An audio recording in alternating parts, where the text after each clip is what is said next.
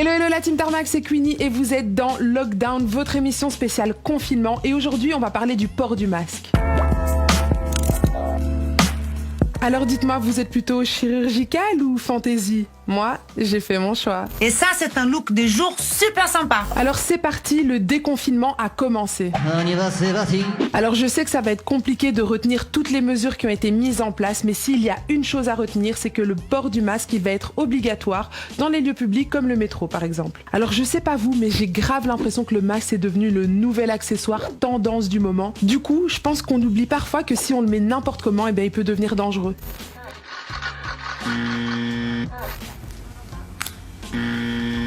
Alors on va essayer de voir ensemble comment le porter correctement et éviter de se faire contaminer. Déjà la première chose à faire avant de porter ton masque, c'est de bien te laver les mains. Donc tu passes bien entre les doigts, derrière, etc. pour éviter de contaminer ton masque. Ensuite, tu prends ton masque avec tes mains bien propres et bien décontaminées par les élastiques. La première étape va être de voir si ton masque est dans le bon sens. Alors il faut savoir que la partie la plus foncée, elle se trouve à l'extérieur et la partie la plus claire se trouve à l'intérieur, donc contre la bouche. Ensuite, il y a une petite barre métallique et cette petite barre métallique, elle doit se trouver sur le haut parce qu'elle va venir se placer ici sur le nez. Tu peux aussi vérifier s'il n'est pas troué, on sait jamais. Une fois que tu as fait toutes tes petites vérifications, tu attrapes ton masque bien par les élastiques, tu viens le placer sur tes oreilles, comme ceci. Ensuite, tu ajustes le masque et tu viens appuyer l'arête métallique sur ton nez pour éviter qu'il y ait des trous d'air. Pas mal, hein? Alors une fois que le masque est bien mis en place, tu n'y touches surtout plus, sinon... Les microbes! Donc en gros, tu ne descends pas ton masque pour parler à un pote dans la rue du style « Hé Marco !» Ah oui, petit rappel juste comme ça, au cas où, le masque, ben, c'est pas un collier. Donc le porter sur le menton comme ça, ben, c'est... Coronavirus! Coronavirus! Et là vous allez me dire « Et comment je fais si j'ai soif et que je veux boire un coup ?» Il me faut de l'eau!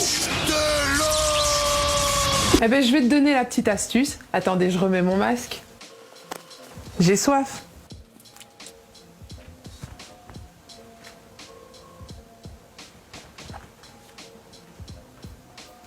Et je ne l'ai pas touché. Bon, maintenant qu'on a vu comment porter le masque correctement, il va aussi falloir voir comment l'enlever correctement. Je sais, c'est relou, mais bon. Déjà, avant de l'enlever, comme tu viens de dehors, je vais pas te la prendre, tu te laves les mains. Alors je sais qu'une fois que ton masque il est là sur le visage, t'as grave envie de l'attraper comme ça pour le retirer, mais s'il te plaît, ne fais surtout pas ça. Non.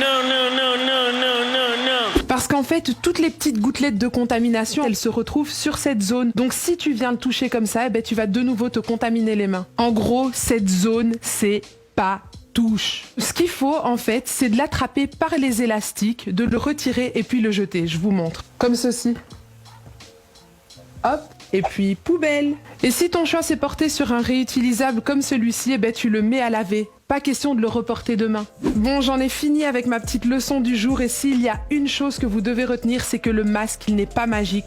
Donc en gros, continuez à respecter les mesures de sécurité du style, la distance de 1,50 m, c'est important. Si vous avez d'autres questions, n'hésitez pas à les poser en commentaire, j'essaierai d'y répondre la semaine prochaine. D'ici là, je vous fais des gros bisous, prenez soin de vous.